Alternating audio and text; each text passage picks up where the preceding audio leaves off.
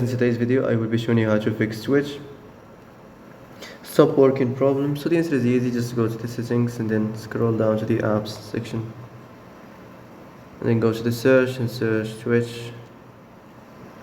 Then go to the storage, and there you will find this clear cache option. Click on it. Now you can go check it if it worked, and if it didn't, you can try to restart your phone, or turn the Wi-Fi off and on, or the Bluetooth or the airplane mode. Also, you can try to clear data, but be careful. If you clear data, all these applications data will be deleted. This includes all files, the settings, the accounts, the databases, etc. So be careful if you want to clear your data.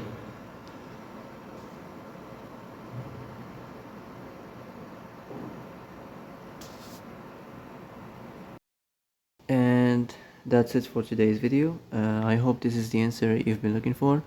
If you like this video, don't forget to like and subscribe, and see you in the next video.